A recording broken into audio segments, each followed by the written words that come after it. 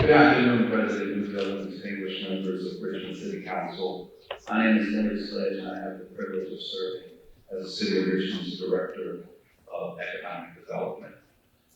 During my economic development career, I've been fortunate to work on a wide variety of projects ranging from the adaptive reuse of historic buildings, mixed-use redevelopment, retail, office, large-scale logistics and distribution, industrial warehousing projects, workforce development, entrepreneurship, and several other areas in between.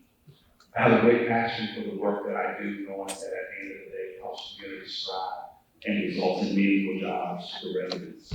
And I do believe that the Navy Hill project presents a tremendous opportunity for the city of Richmond and its residents. And I'm thankful, very thankful to be a part of this exciting process. We welcome the opportunity, the administration, to continue meeting with you to learn more about the project, to discuss the project. Because again, it is a truly transformational project for Richmonders. Without further ado, I do have the pleasure of representing the administration to introduce you to our presenters for today, Mr. David Rose of Davenport and Company, and Mr. Rob Hunden of Hunden Strategic Partners. Mr. Rose is the Senior Vice President and Co-Head of Public Finance for Davenport and Company. For more than 30 years, Mr. Rose has served as a financial advisor to public sector clients in the Commonwealth of Virginia and across the United States. For 20 of those years, Mr. Rose has served as the City of Richmond's financial advisor, helping to guide the city through multiple credit rating and upgrades. His experience includes economic development, general infrastructure financing, schools, water and sewer, utilities, local and regional jails, and economic development strategies. I would also like to welcome Mr. Rose's colleague, Mr. Jenny Sanderson, who is also with us today. Also with us is Mr. Rob Hunden. Mr. Hunden is the President and CEO of Hunden Strategic Partners. Mr. Hunden's firm specializes in the economics of unique real estate projects, including sports complexes, restaurants, hotels, meeting, conference, convention facilities, and entertainment districts. He has provided economic development finance and planning expertise for hundreds of development projects in both large and small markets across the country. Mr. Rose will be giving you an overview of the fiscal and economic impact of the Navy Hill project, and Mr. Hunden will be presenting an overview of his independent analysis of the Navy Hill project. And with that, I'd like to ask Mr. Rose to please come up at this time. Thank you very much. As Linda indicated, I will try to answer any questions that you have, and hopefully this will be the start of an education process that will ultimately lead you to being able to feel comfortable in making the kinds of decisions that you're being tasked with over time. With that said, and the lack of the screen behind you, I'm going to make sure everyone's got a copy of our handout to begin with. So if you don't, let me know, and we'll make sure we have that. Everyone have a copy? Yes. All right, thank you. So if I could, I'd start with page 1 and not take for granted who Davenport is and why we're here. That said, some of you may realize that we are domiciled in Richmond right here. We are part and parcel of the city and have been for over 150 years. We are arguably Virginia's oldest and largest investment firm, and I have the good fortune of being here now for several decades.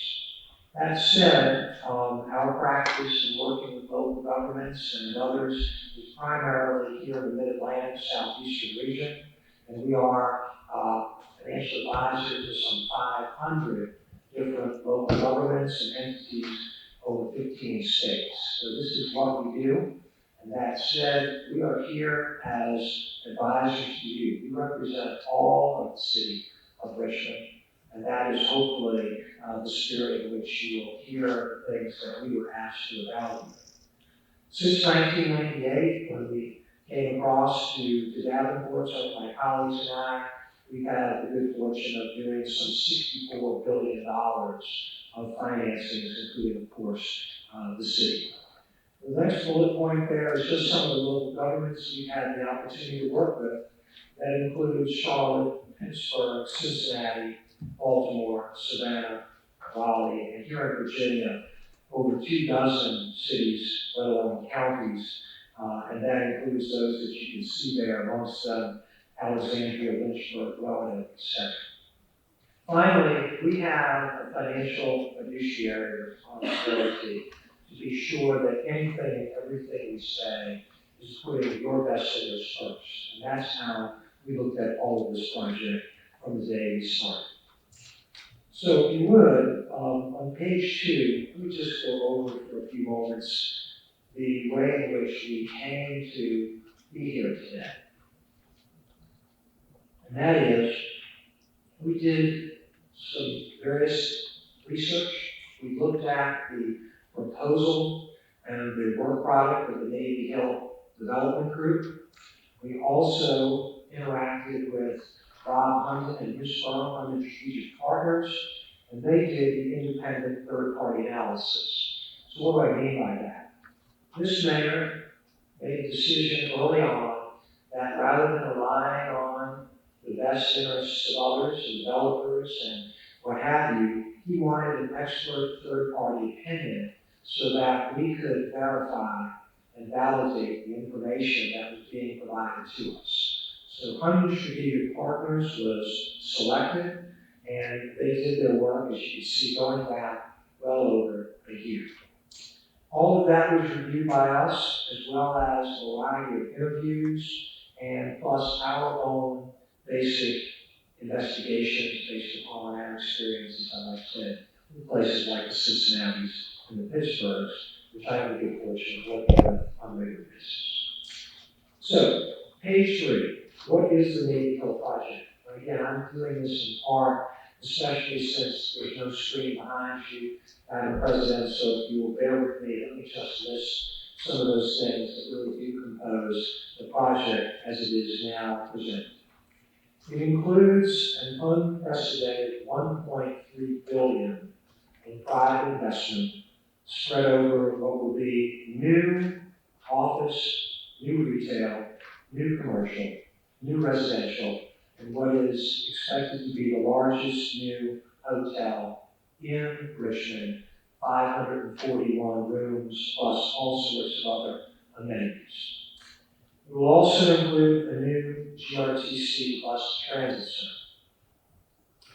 It will also, of course, be a new city-owned arena on the same site that is right now the Coliseum, and it will be the largest such in Virginia at something north of 17,000 seats and fully modernized as you'd expect of something like this.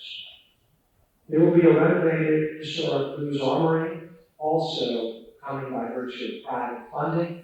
That Blues Armory, I think I saw it the other day on the Richmond Times-Dispatch. It looked like it had been shuttered for many years.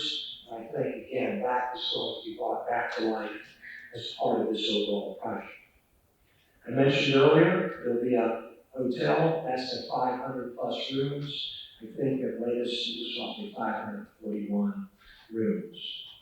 There will be walkability and infrastructure and streetscape upgrades that effectively will create a brand new neighborhood and actually connect neighborhoods that right now are basically islands apart from each other by virtue of this project. This project is also geared to help retain and attract some of our best talent in the city. It is also there as an empowerment project with regard to many new jobs, both full and part-time.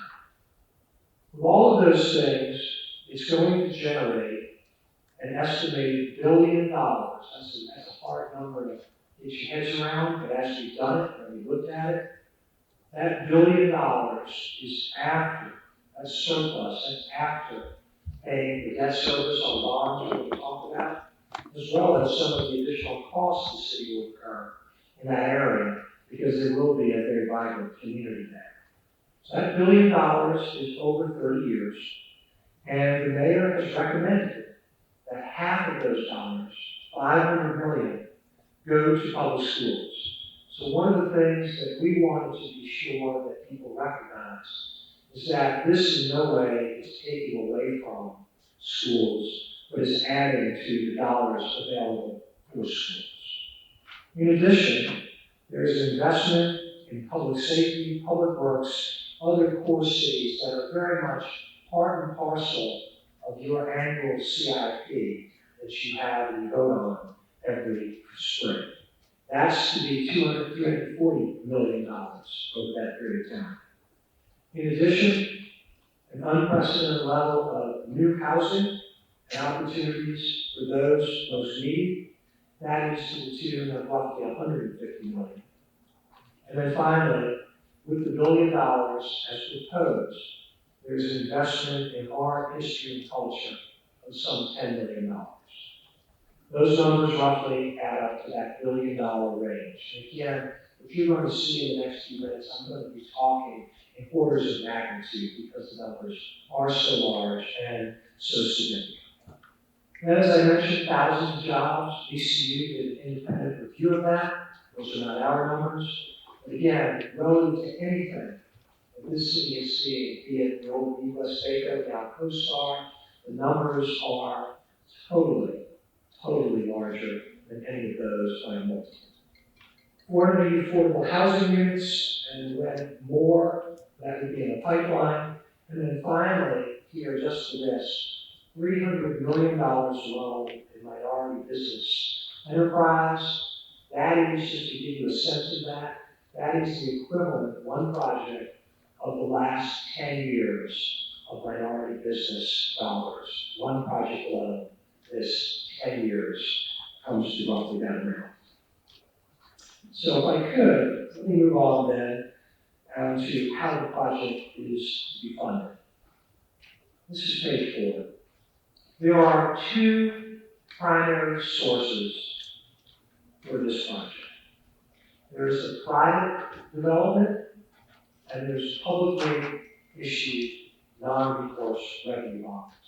And I'll get into what I mean by some of those terms in a moment. But let me go back to the private investment side, because this is really, for us, in our review, what made all the difference. The city in the modern era has never seen anything remotely close to $900+ million that is programmed right up front to be utilized and employed in this area, this financing area that we're talking about. It is, again, a multiple of anything that's been before you or prior councils. In my 20 years, I would argue to say that all of the economic development projects put together probably don't come out to $900 million in one project from the private sector.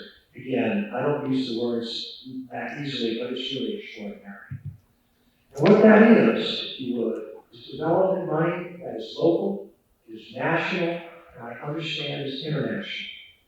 And that money is going to be there to be actually used to build the housing, to build that hotel, to help renovate, and rebuild it, if you would, the Blues Armory, and to build that housing that right now, none of that exists.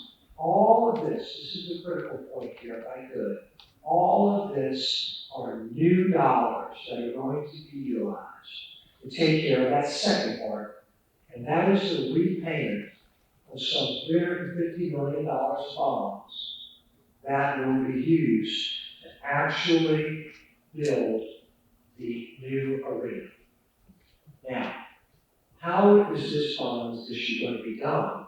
It's going to be done, we call it non-recourse. What do I mean by that?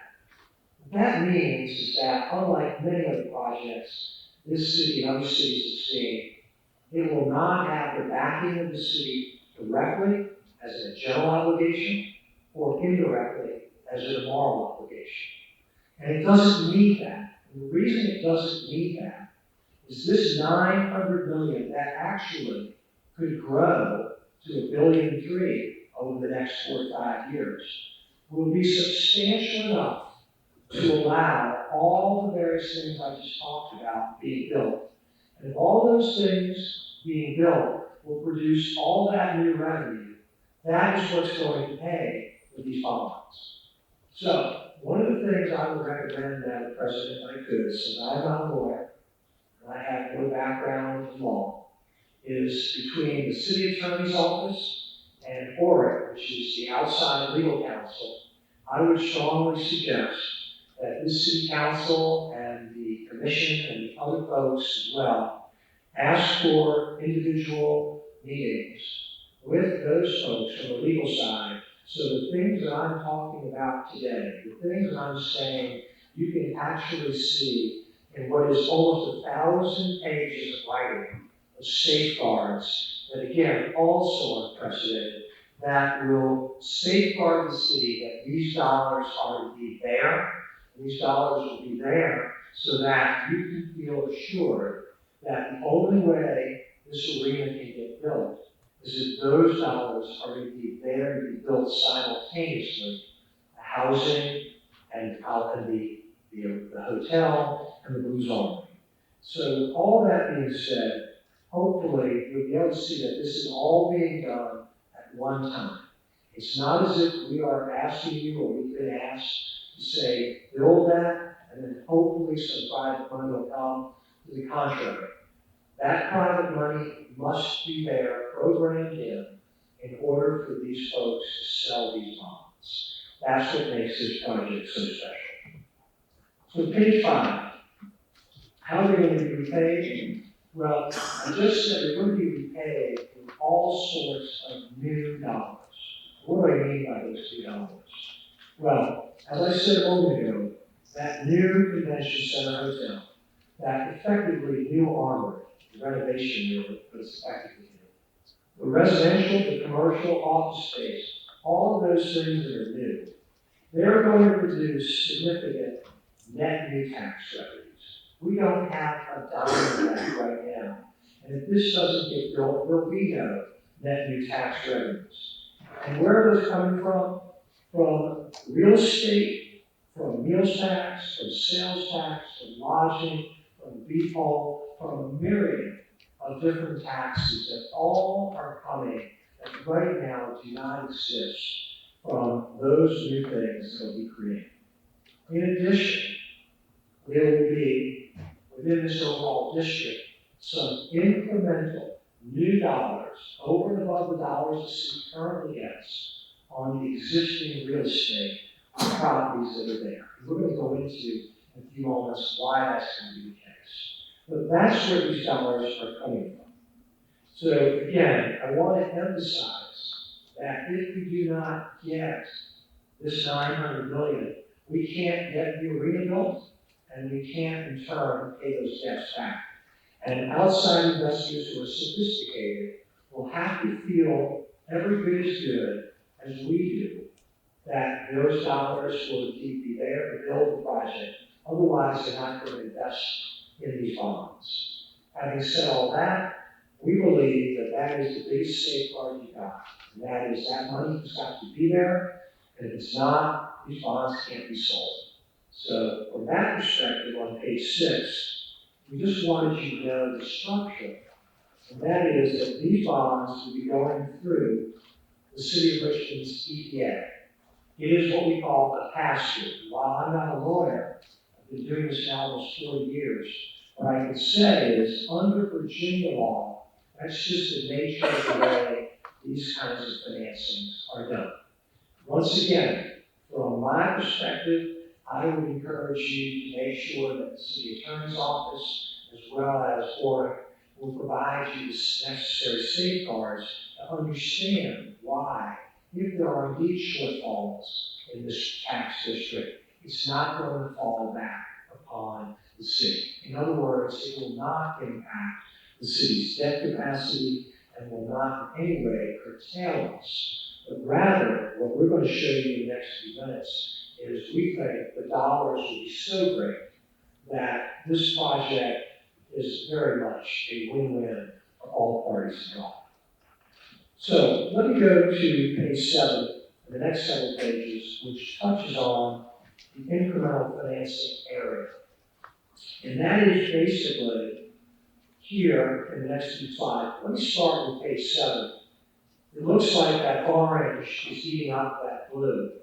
That orange basically is showing that this tax financing area, this incremental financing area, if you would, right now, 2/3 of that area is tax exempt. The city gets not a dime of revenues from that area.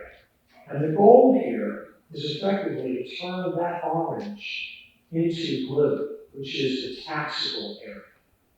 This overall area, if you would then, again, basically the taxable properties are a little over $2 billion right now.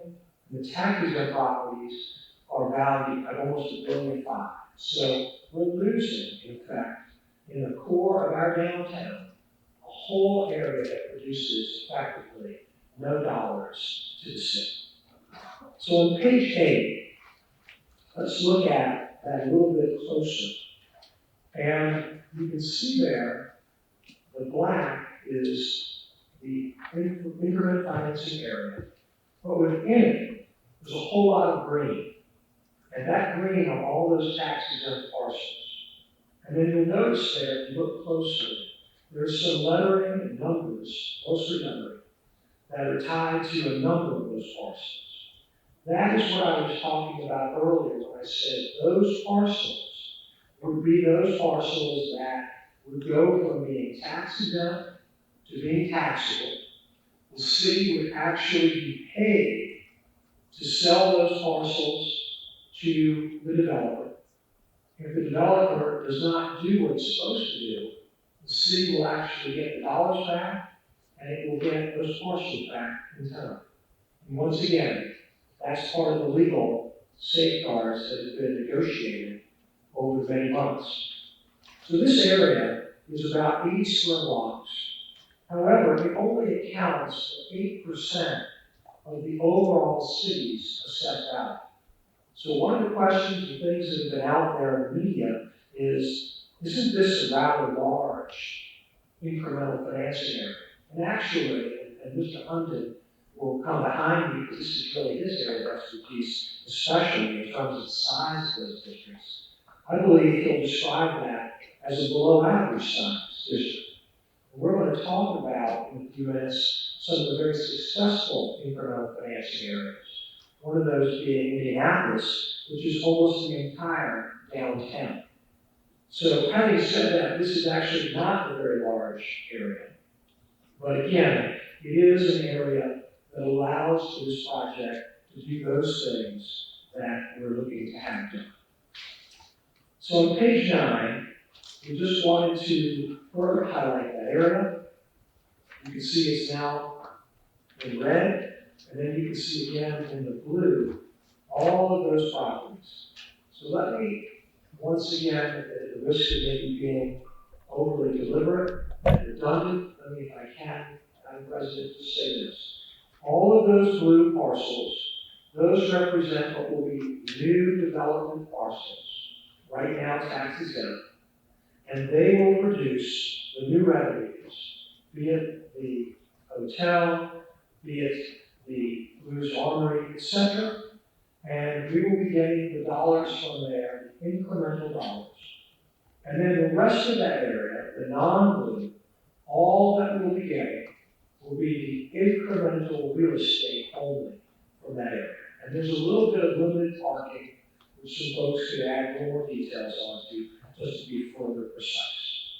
But one of the important things in this perception, I think, out there, is that there'll be new taxes put on those folks that are already in that district. That's not the case.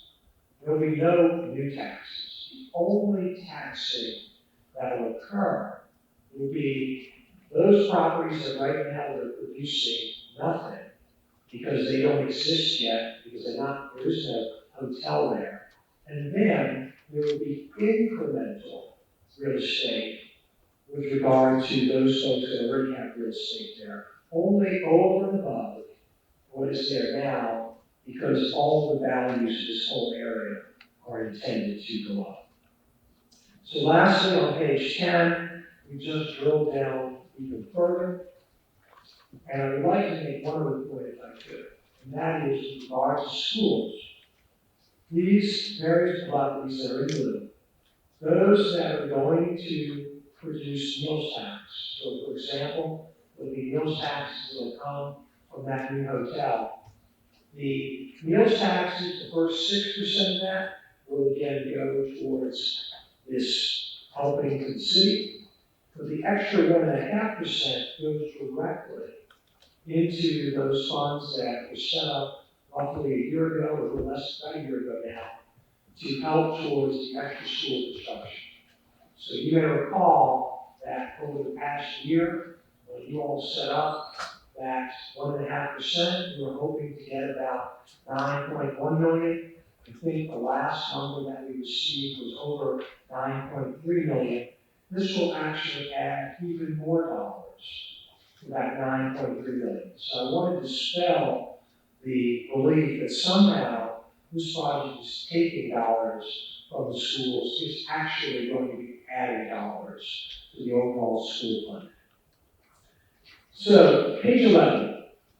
Let's get to, if I could, the overall numbers that I've been alluding to and why I'm so excited about this project.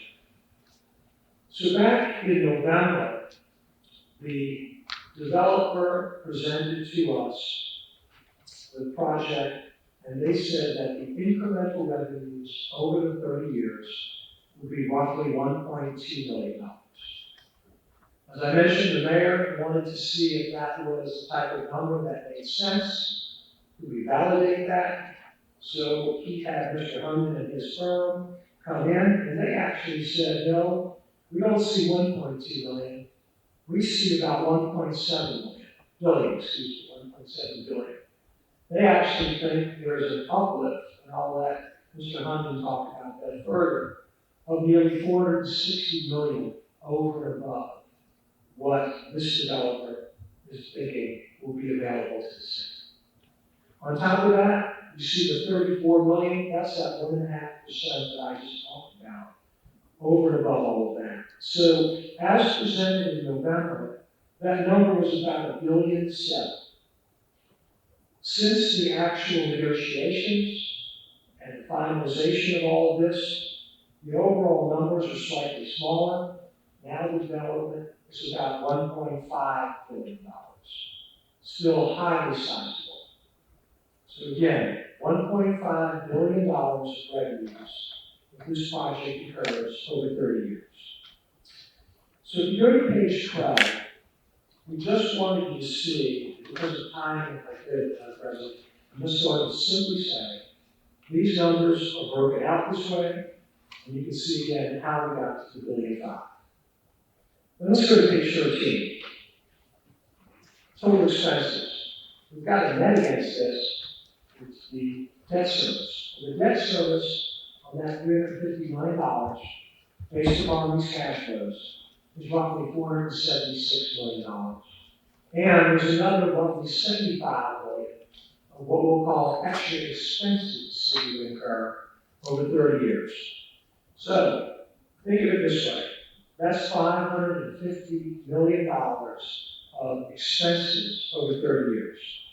So page 14 really is the simple summary. Page 14.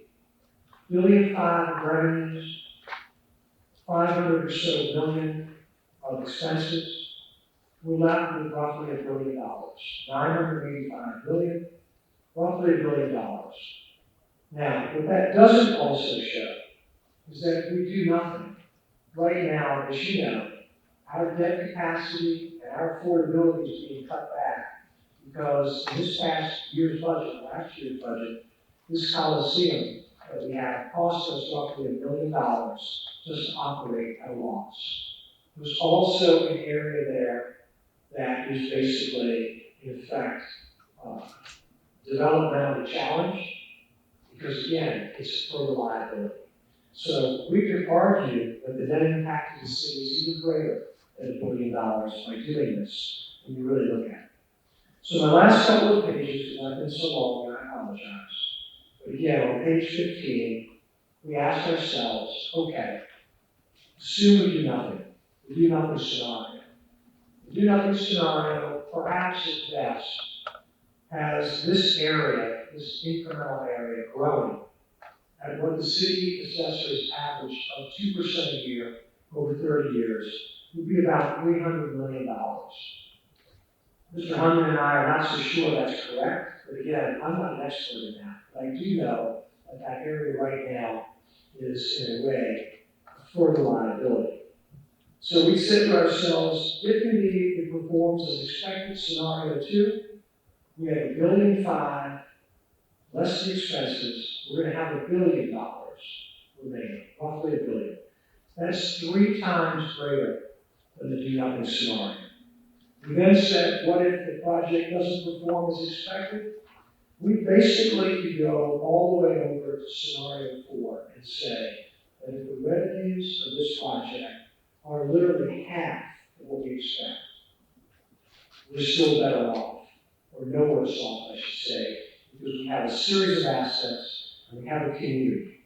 With that, I'm going to stop and just ask if Mr. Hunman will come up and speak. I'm happy to answer the questions, of course.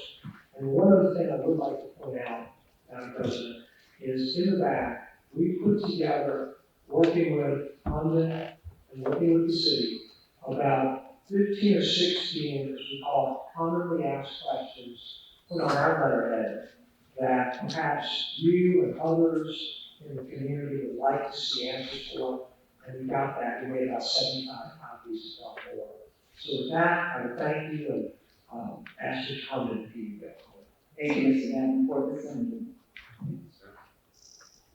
Thank you and good evening. My name is Rob Hunden, happy to be here and just talk a little bit about who we are and the process that we undertook as we assess this proposed project. And pleased to be here. So first of all, if you all have the handout that looks like this, the one we'll be looking at. And so if we go to page 3, who we are, and 4, the firm focus. So the firm that I founded specializes in the advisory analysis, really at the intersection of 3 critical areas: real estate development, economic development, and tourism development. We consider ourselves sort of master economic development placemaking consultants. And my background, I think, is a good part of the story to give you a sense of why I have a passion for the area that I focused my entire career on. My background is in finance, and I started at the Indianapolis Local Public Improvement Bond Bank, which is sort of a fancy, long way of saying it's the project funding and management arm of the mayor's office of the city of Indianapolis. And that's one of many great examples of cities that have leveraged and utilized TIF-like structures in many creative ways to really take cities that had suffered from suburban flight to reinvest in their downtowns and encourage development that has had a halo effect that has continued to result in more and more investment over time. And so some of the projects that I worked on there many years ago are now needing renovation because it's been that long, but convention headquarters hotel of 615 rooms, convention center expansion, NBA basketball arena, NFL football stadium, Union Station that had elements similar to your Armory, and many others. But since that time, I and my firm that I started a few years later have worked on over 600 projects and over $4.5 billion in built successful projects in that time.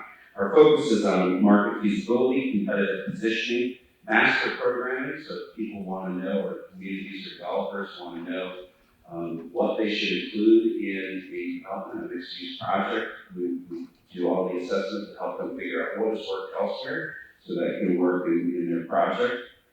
Financial projections and feasibility, always with this sort of straightforward and conservative bent as we think it's appropriate, which it always is appropriate to be conservative in economics. Gap analysis and funding alternatives, 80 to 90%, depending on how the economy is doing at a given time, of our clients are folks like you, cities, counties, states, authorities, commonwealths. And so that you are our client. We don't typically work for the developers, although we have. We do economic and fiscal impact analysis, as you've been reading about, community engagement. We also conduct developer, this is actually pretty important. I have taught for the International Economic Development Council for the last 15 years, their real estate development classes for people like Leonard Sledge going through those classes and getting a certification. And one of the things that's really important about it is we teach about how to attract developers to your community, to a project or a site. And when we're doing that, you have to do that as a result of the other work you did. You can't be working on pie in the sky projections. You have to be very realistic to what the development community wants. And one of the things that we know is that developers are very sensitive about where they spend their time and effort and money, and the things that you do as a community can help or hinder that. So we'll be talking about that here in a little bit. We also talk about partnership options in our practice. We focus really on these big mixed-use developments or single-purpose projects like convention centers, arena stadiums, youth sports complexes. We did a study on Richmond City Stadium many years ago, retail, office, and restaurant hotels. And they range anywhere from $5 million to a project in Chicago that we're working on that's almost $8 billion. And is using sort of a similar tool. If we go to page 8, that's just a map showing where we work, which now works in 45 states, plus Canada and other countries around the world.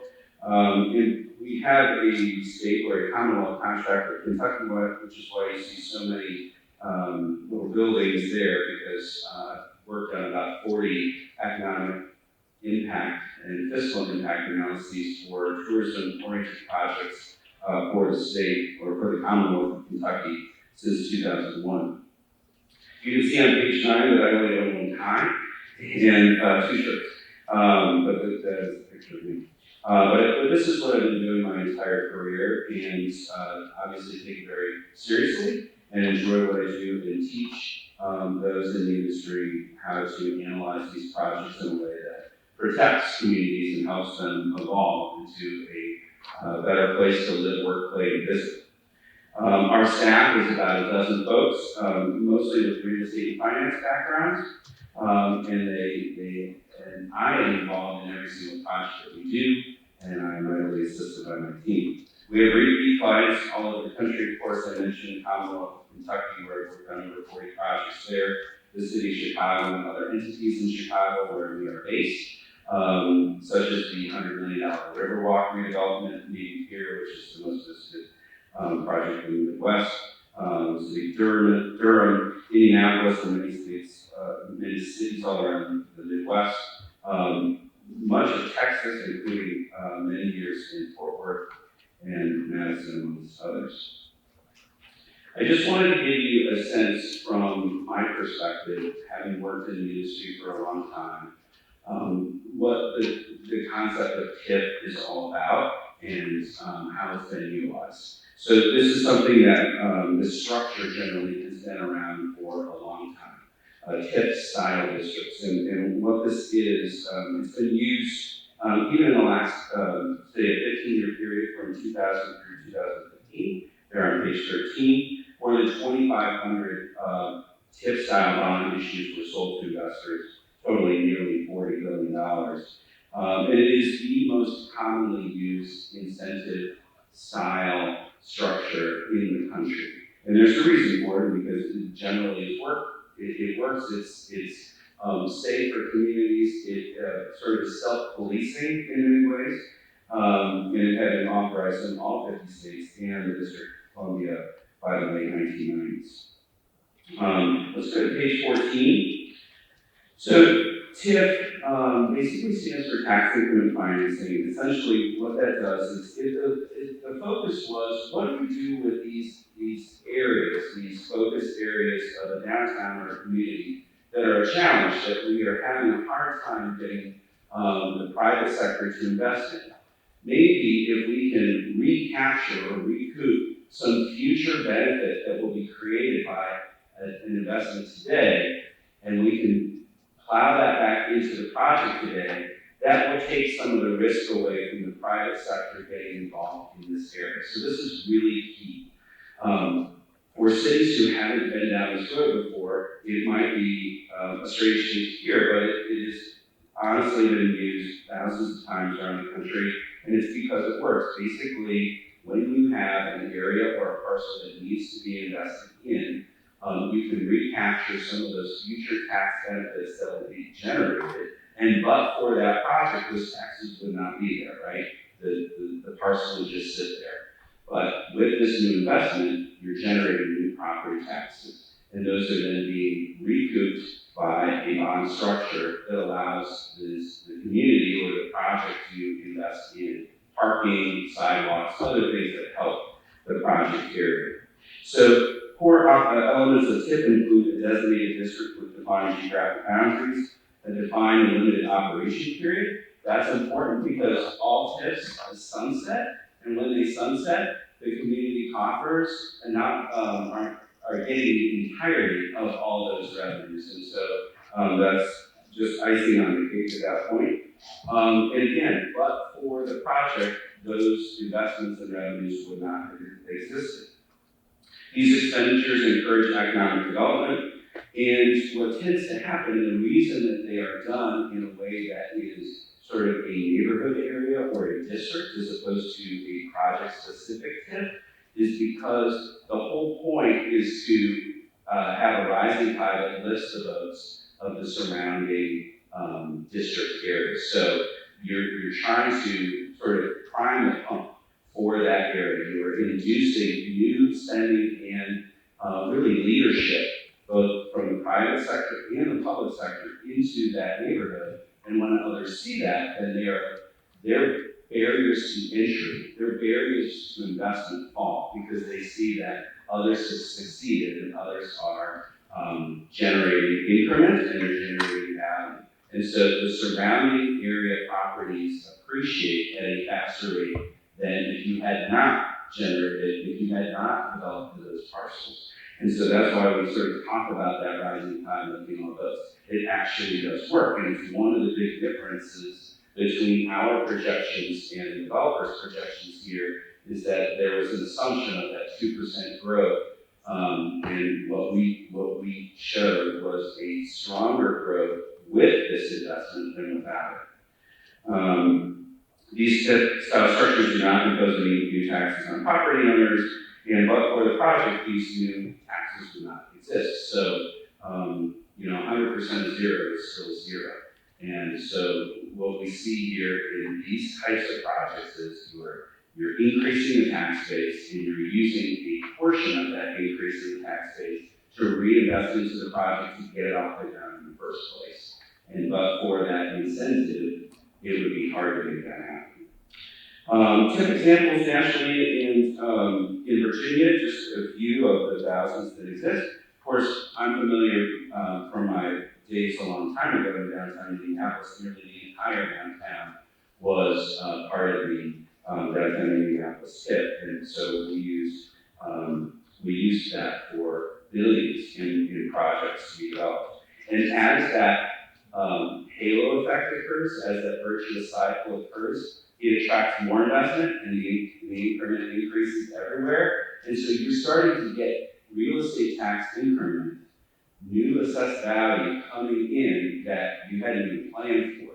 And so again, it's that virtuous cycle there, which is great.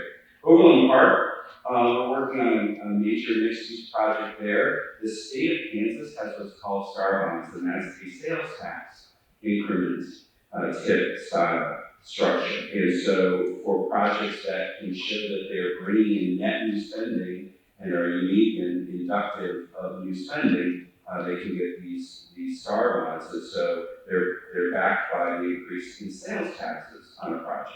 So we're working on a several $100 million project there with many of these same elements, an arena, hotel, retail, restaurant, office, residential. Irvine Great Park in California, that's a 10,000 home community that is being built on a former Marine Air Base and also has a $100+ million youth sports complex. And there is basically a tip style structure that's placed over that entire thing to help pay for those amenities. In Fort Worth, in Texas, they've been very creative with their tip style structures. They have different names for them. It's commonly referred to there as tiers, T-I-R-Z, but they've also created something called a project finance zone. In certain cities, they basically taken a hotel tax increment, so a hotel tax tip, if you will, over a certain area around an arena and a convention center and said, any incremental hotel taxes over a baseline in the future will go to expanding the convention center and building their new arena. So they did that off of a hotel tax tip, if you will. Ashland in the state of Kentucky, in the Commonwealth of Kentucky, is a similar, it's a state tip as opposed to a local tip. But again, it's a recapture of future incremental dollars. And then you have many examples in Virginia, but one that we wanted to show you here. We did not work on this, but it's one that may be familiar to you, was the Short Pump Town Center, test out district in Lake County, which has been successful there. So if I can then go to slide 22 and 23, again, the assumed need for project elements for the study. I think it's important to note that when we look at things as a one-off versus as a critical mass, there's a big difference. You get a gravitational pull when you have a large mass of something. But if you're just doing things in little bits and pieces, you don't have that gravitational pull. You just have a scatter shot of stuff. So one of the things that makes our analysis of this fun and interesting is that by putting so many different things that are creating such a sense of variety of options for places to live, office opportunities, restaurants, retailers, and entertainment options, not to mention hotel, all of a sudden you created something as opposed to just a one-off, right? You created a new nexus of activity that's going to be attractive to people not only locally, but especially people outside of the city. And so that's the one thing that we always, so first off, our job is to tell people the truth and tell them why things won't work, right? That's what I do every day in my life, is tell people why something won't work. So we were very skeptical when we came into this to say, okay, what's the story here? What's going on? What's this proposal? We've seen a lot. We've heard a lot of crazy things. Okay, once we understood what this was all about and what the proposal was, what it included, how it solved problems, but also what the financial structure was, and the fact that the city is not on the hook for any of these debt rebates, this started to all become clear, right? And so you have a new arena. Right now you're losing $1 million a year in operating on the existing facility. It's not seen well in the promoter concert and family show community. You're missing out on a lot of acts and entertainment that are going to other areas in the state primarily. So you have that, which will reverse that outflow of spending and entertainment dollars. You have something that's not been talked about a lot is the headquarters hotel. Your convention center is a very nice convention center that has a very non-competitive block of hotels surrounding it. And so by having that 500+ key headquarters hotel, that's going to totally change the competitiveness of the convention center. So that will then reverse that second sound of pushing away business and bringing that back. So we counted not just net new spending at the new hotel, which some of it, not all of it will be new, but you're going to raise the tide of the other hotels too by growing the pie of conventioneers that are coming to town and likely raising the rate, because when you have an investment in quality, everybody's rate will actually go up. Maybe not the first 2 years, but over time, relative to inflation. Restoration of the Blues Armory to a food market, music club, and ballroom. Again, you're giving people something to do. Nearly 800,000 square feet of office space.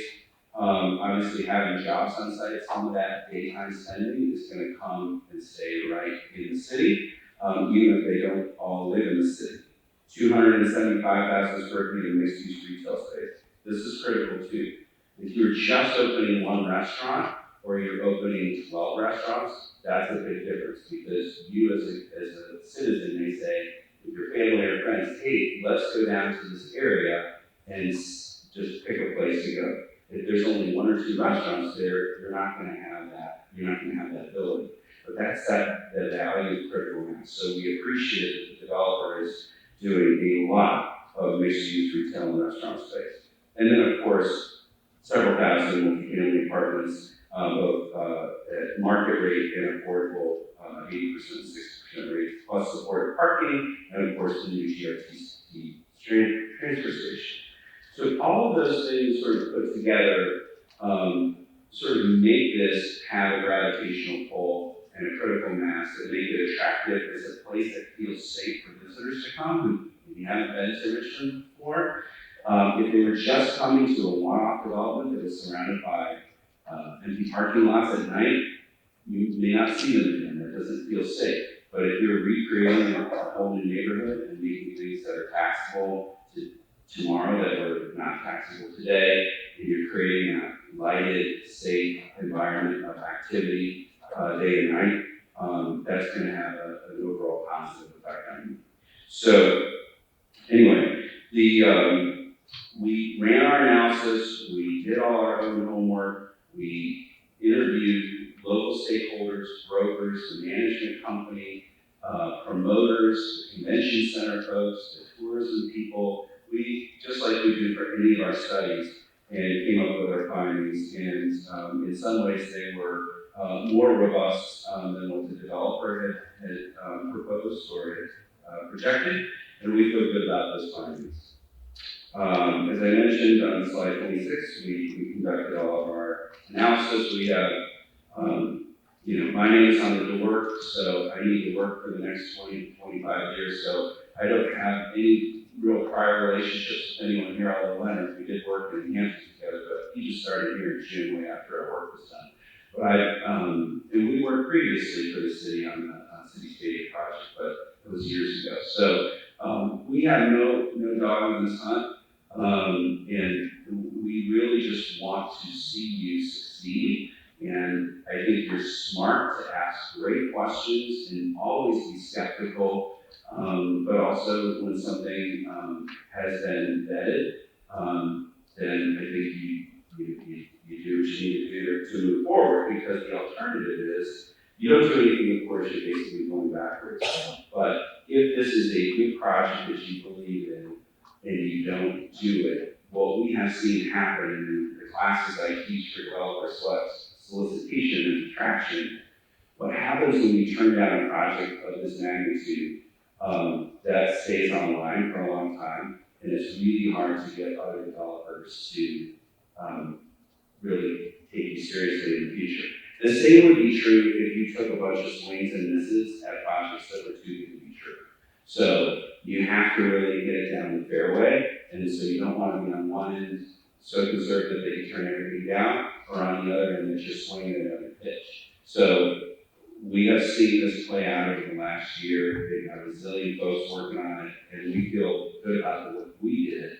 And I think that David and I would be happy to take any questions that you all have for us this evening.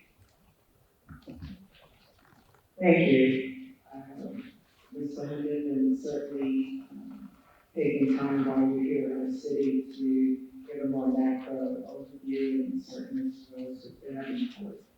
I just want to be clear, it's my understanding that while you have provided a macro level review, if you will, that meetings are being scheduled with council members so that there can be more of a micro, deeper dive questions answered and responded to that we may all, is that accurate? Looking at the administrations and yes. Okay. And so while there may be a couple of questions we would take down, I think we're all expecting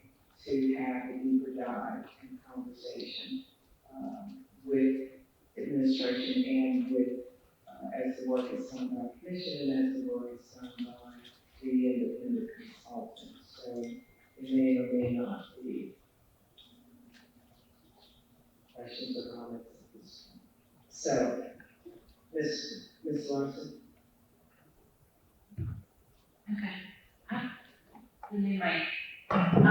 Okay, so when, we first heard about this project, and I think when it went to, for you all for analysis, were you doing the analysis under the smaller original proposed TIF? Which was 10 or 15 blocks, I believe. And then it grew to what it is now, which is like 80. So, and I think any of the folks in Davenport can speak to the sort of day-to-day changes that occurred, but I think there were some adjustments even during the time that we were getting our bearings. But I can't speak to the machinations behind the scenes, but obviously you have a report and it's very explicit about what it counts and what it doesn't. So that's what we were told to count. And I know it's changed a little bit since then. I can't remember without the document in front of me, so I won't give you an answer, yes or no. I don't have it right now. I'll get that answer for you. And I'm not sure I actually had anything on paper, but when we were first briefed on the project, and I think this was for public consumption also at that time, that it was 10 blocks or something. I recall what you were talking about when we were there, and talked about that.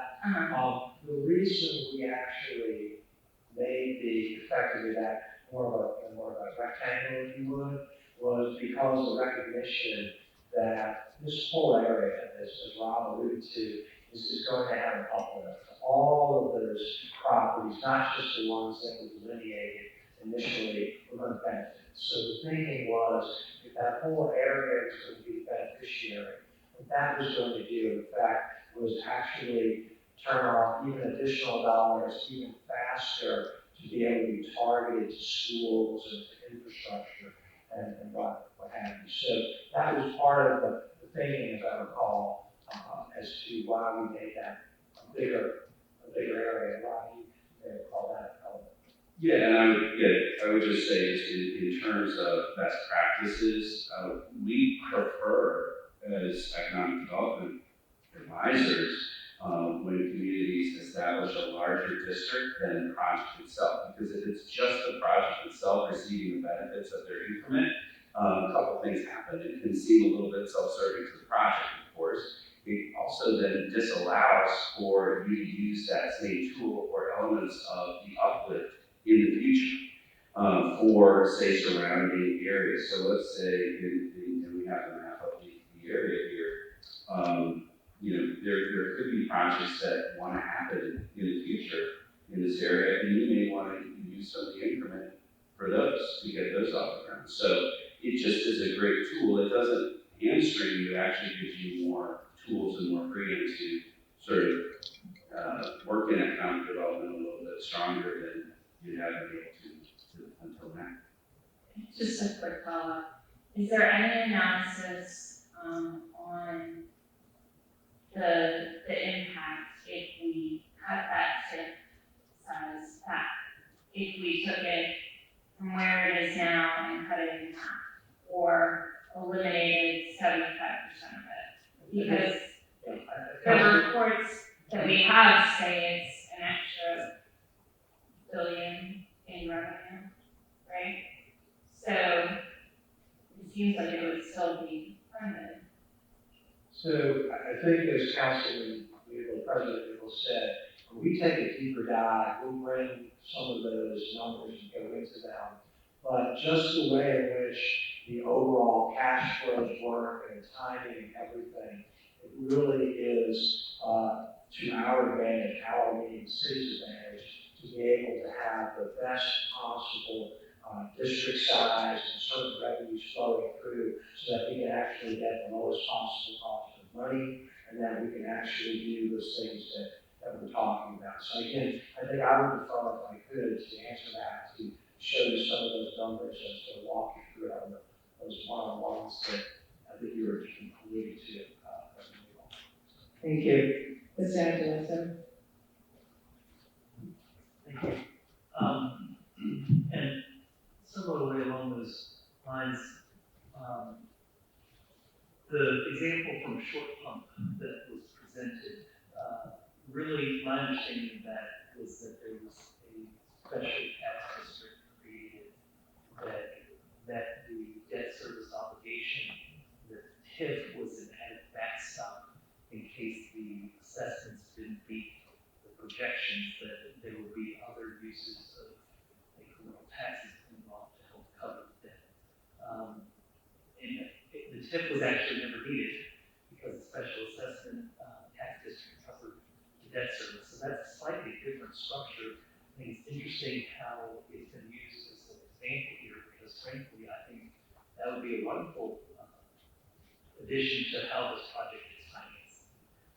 If it were available, and it seems that the council could make that available. I haven't heard otherwise. Well, we could go into the project. Jimmy here, my partner, has actually worked on that project from the legal side of it. So if he calls that, he'll be able to talk about that. We were the actual underwriter of those projects years ago. Just real quick. So you're right, there's two components to that those bonds. The first line of payment was the incremental sales tax that would produce at the mall. The second line, if that was insufficient to pay debt service, was a special assessment on the real estate. That special assessment never had to be paid by property owners because the incremental revenues at the mall produced enough annual revenue to pay debt service.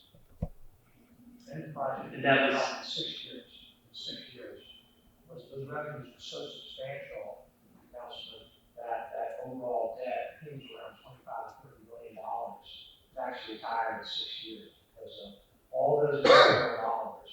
And so again, here, what's important, I think, to bring up, we're not even asking for a backstop in the form of a special assessment district backstop. That's the important point here. The district is also substantially larger than what Henrico used for financing schools. I think that goes to Councilman Larson's issue of concerns about why is the TIF district so large, which leads me to my second question. And I've asked this in private meetings, but I don't believe I've received any follow-up documentation. But I'd appreciate if you could share with the council the bond prospectus, the underwriting documents, so that we can understand,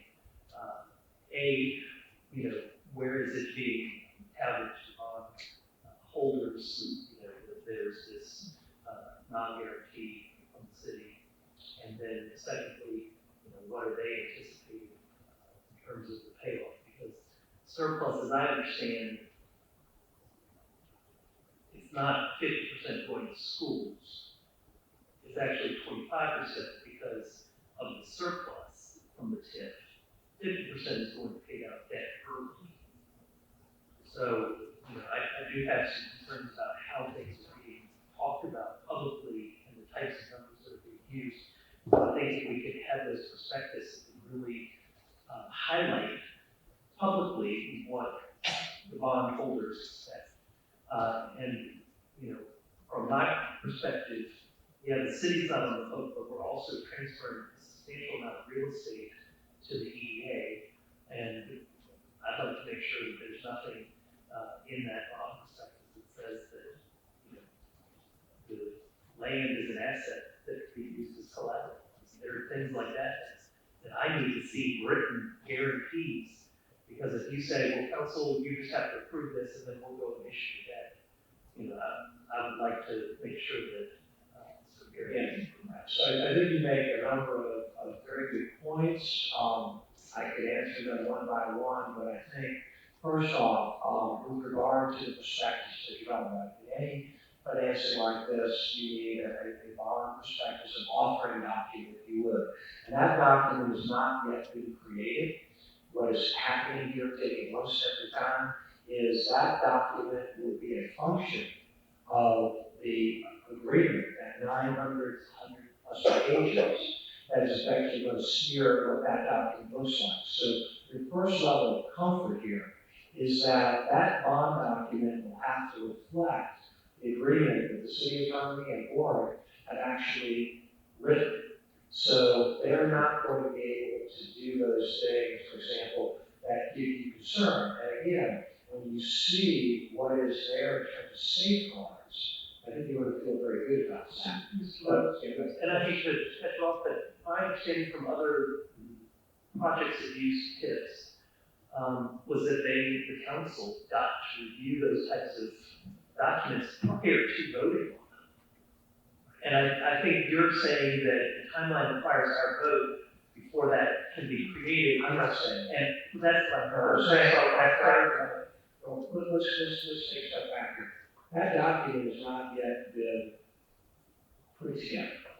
However, we've got to first start with, is this council even comfortable with the concept of having a TIF-style funding structure to do this project? If indeed you are, what you're going to impose is what has been written, which is all the various requirements that you want to see happen.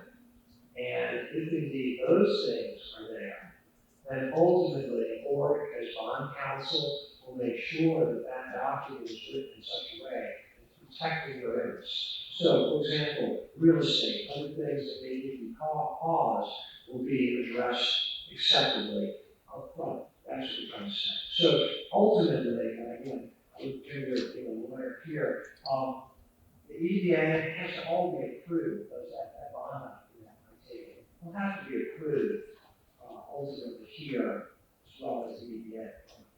Yeah, and again, I think the point of an official statement, often the same thing we do with the city when you still on, is reflective of the contractual arrangement that you come to. Whatever project council ultimately approves, that's what has to be reflected in the document. We're going to make sure that's the case. So I think the first step obviously is, are the documents and the project that's been presented acceptable to council? I mean, that's what's reflected in the documents, the contractual document prepared. Then you prepare if it is acceptable and whatever its outcome is. Then you prepare an offering document that reflects that contractual arrangement.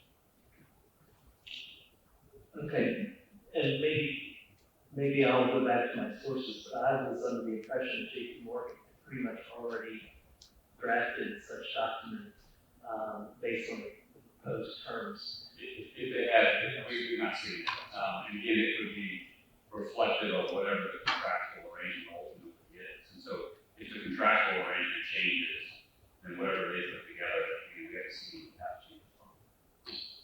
Yeah, recognizing we're months away from you're going to go through deliberations, your review, your analysis.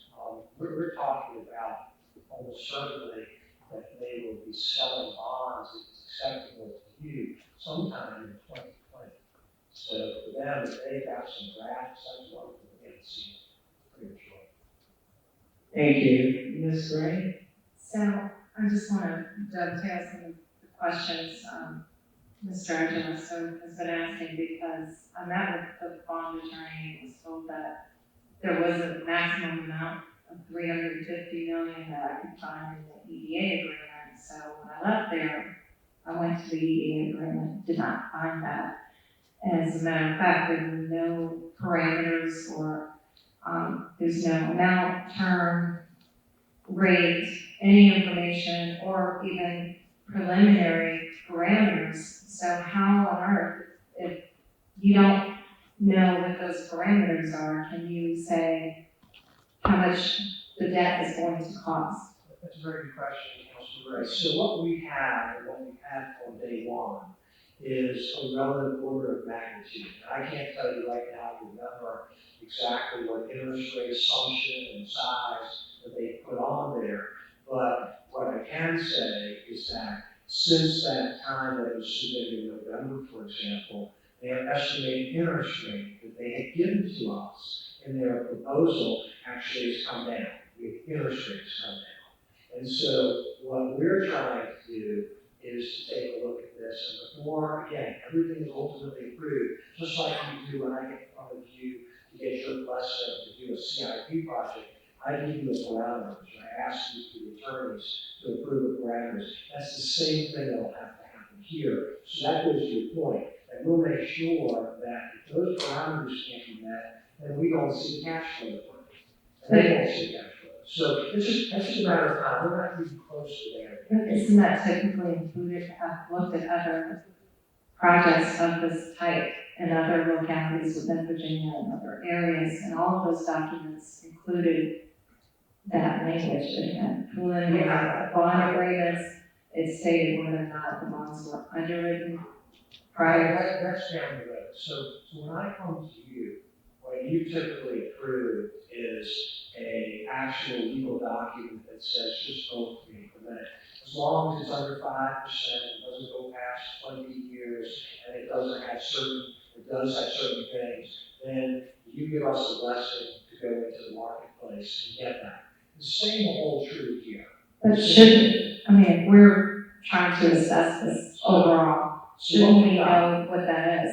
That's different than our general CIP. That's what Councilman Lugo, President Lugo was saying. When we take a deeper dive, just for time here, we've got all that information for you. That's not something that's difficult for us to walk you through. Well, can we make it public? Can we make the parameters public? And also, can we find out whether or not the bonds will be purchased by the underwriter prior to their sale, so that we don't get stuck like in previous arrangements? City council had to come back and do a moral obligation on the CDA agreements from the past, so. I'm glad you brought that up. So the administration here has made it clear that if those bonds are not sellable based upon that private investment that we're talking about and the non-recourse, I can say, I can speak for council, meaning for our staff, we're not coming back to this city council. We're not going to do that. And so the project that you're alluding to that happened was the Broad Street CDA. And that was a project that, just for the record, yours truly and my colleagues actually said was a bad project going in. We were not advisor on that project because we did not believe that project, you want to use the medical that dog could hunt. We didn't see that happening. So we actually did not ultimately serve as advisor on that project. We stayed away from that project. Having said that, this project is a whole different situation. We will make sure up front that if indeed these bonds are not sellable, the city will not be on the hook and nothing will happen. That's the difference. It's night and day, but I'm glad you brought that up. Sorry, I do have a separate question aside from the bonds. We get the information, we see that the debt is covered. What happens with the operating expenses at the Coliseum? Does it meet? Another good question. So the way the document is written, again, I'm not the lawyer, but I will say this. The operations of this, the risk, if you would, is on the operator. It's not on the city. So right now, you operating the water operating that Coliseum, you are on the hook. That's why it costs $1 million a year in general fund. What we understand, what the documents show, the agreement, is that something to the tune, I could be a little bit off my number, so give me a little leeway here. I believe there's something to the tune of $8 million of investment that the proposed operator is going to be putting into the new arena. So they will be fully invested in the success of this. And then there are a series of what ifs that if indeed they don't meet certain criteria, then the city has certain, if you want to call them rights. Again, not my world of legal rights. But that's exactly the type of thing that this 900 plus pages and all the months of all the negotiation have been made to minimize, if not avoid, the risk to the city. And that's why we've taken so long, because those kinds of issues have been, from our perspective, successfully resolved. Obviously, it's up to you to decide if you feel they're successfully resolved. But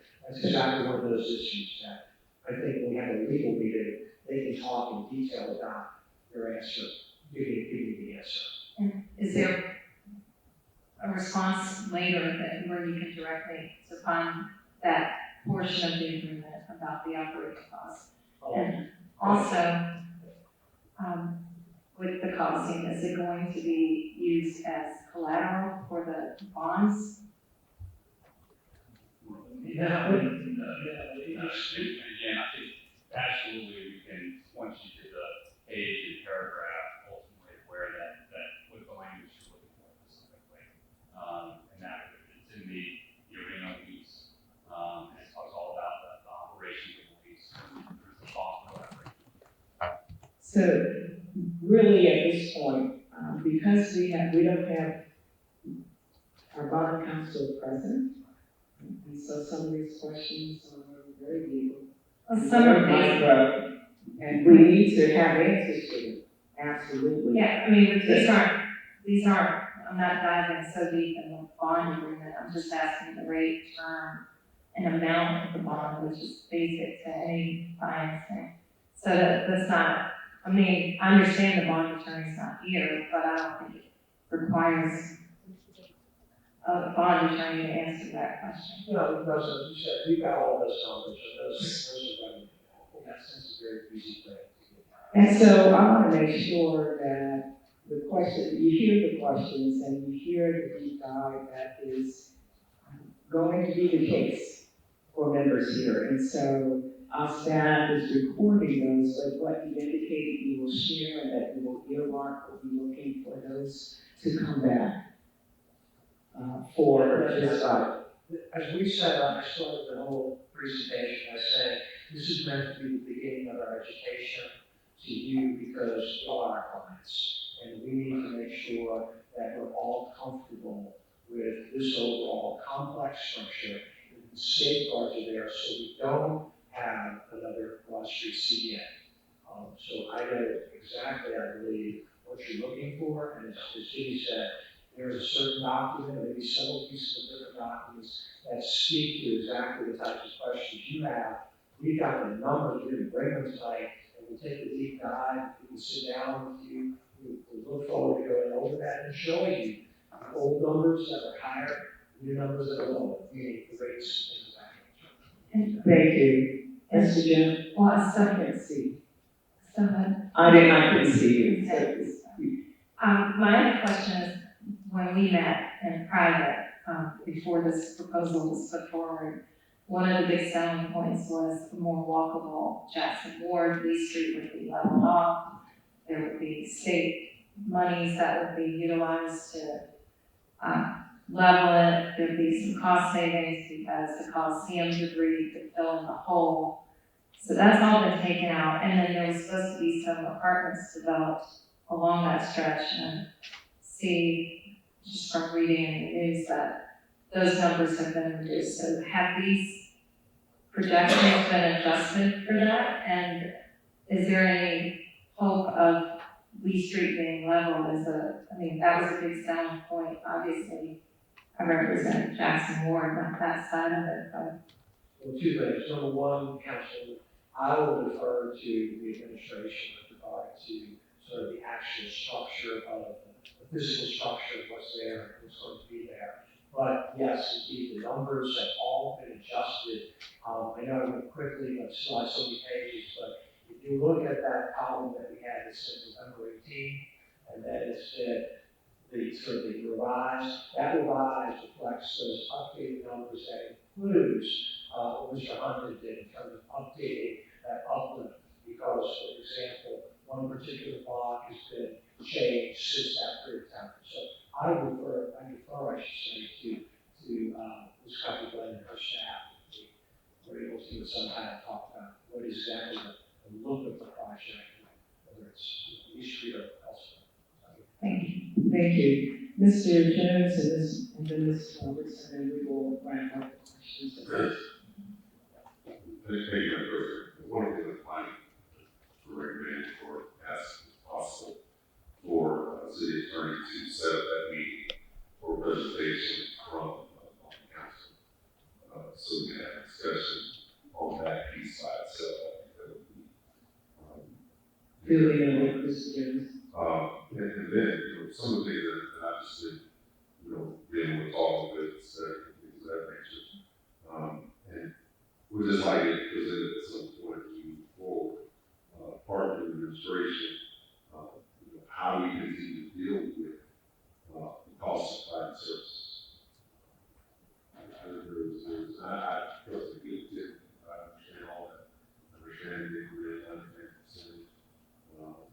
percentage of our actual budget, or what our budget should be in years.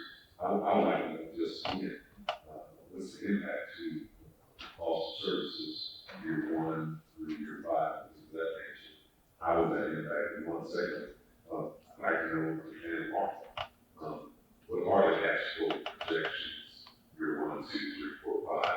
We got the number for year 3, we have a sheet, but, how do I get through year 5, and year 5 to year 10?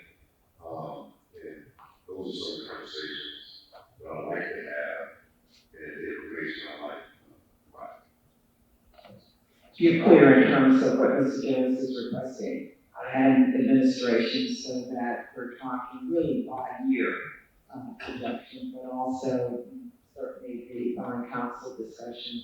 And one time if I understood you, costs, but reoccurring costs for various city agencies. Some of that. So some of that is captured, but again, what you hear and the administration as well is that this body is looking for a deep dive in each of these areas.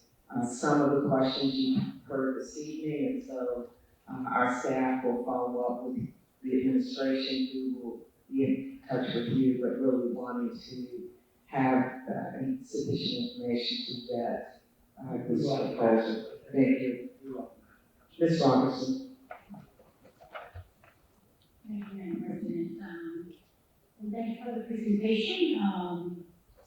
This is a huge development for the city of Richmond. I think it's a fabulous opportunity for us to explore ways by which we look at economic development opportunities in the city.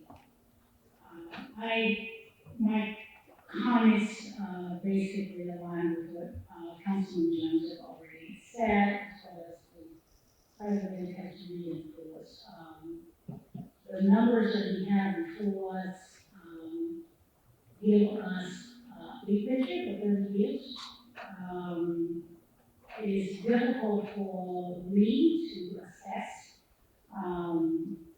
the real costs as well as revenue projections on an annual basis to give me a 30-year performance, so that I know what we're looking at over that period of time. I need to have more information to help me feel good and be able to convince the citizens that live in the city of Richmond, and specifically the 6th district. For the most part, most of this development takes place in the 6th district. And as a representative for the 6th district, many of my constituents and business owners have lots of questions that they pose to me as their representative to ensure that the risk factors that exist, that we have put sufficient, first of all, we've done the right job of analyzing and analyzing the projection of the anticipated revenue that's going to come from this area. I was a little confused in one of you all's comments, I'm sure which one, as it relates to the TIF zone, that the revenue as it relates to real estate taxes. When I'm reading the document, there's frequent references to all taxes being used as a part of TIF zone. So I'm sure that that's the case, right? So here's the case. So within that incremental financing area, all the incremental real estate will go towards the. My question question I is, know the other, as I said, the sales taxes, the wheels taxes, all of that within that district of existing businesses will not go into that. No, what's going to happen is only that net new, those, in fact, I think I have on one of the pages, we had several blue little lettered areas and projects that were brand new, like the hotel, that's a net new, but there's A, B, C, I can't remember what it is. That is where those new, the new revenue, that means the wheels taxes, the sales taxes. okay, so That's what, we can show you that for account. okay, so I'm sure you'll get the clarification. I did not, in my review, I assumed that all increases in taxes of all of those types, you're saying, I understand what you're saying. So that's a clarification for me, but that's just one example of not being able to have a detailed spreadsheet for us that really shows us where your projections of those, any of those sources of revenue are coming from, what your projections are, what is your anticipation of growth in that area to support the real estate taxes that you are using as a part of this. And whereas I appreciate the fact that the bonding company is going to do their due diligence, they're not going to give us a bond if they don't feel like we have necessary capacity to be able to see that that bond is being paid, whether it's, and even though it's the EDA that will be making that bond application without those assurances, we're not going to get a bond. I'm trying to respect that. But for me to be able to support or to make a decision on what needs to be done as it relates to this proposal reporting, I need to really, I personally feel that we should already have the background information that supports the assumptions that are presented in the report, so that I can be more specific and ask you questions about your assumptions. What I have before me at the present time and the ordinances that are before us to pass does not address that financial information to the degree that really gives me the comfort that I need to be able to assure my constituents and the citizens of the city of Richmond that the analysis from the projection of how many jobs are going to be created, where are those? From the revenue streams that is being projected over 30 years, and just to have that for home.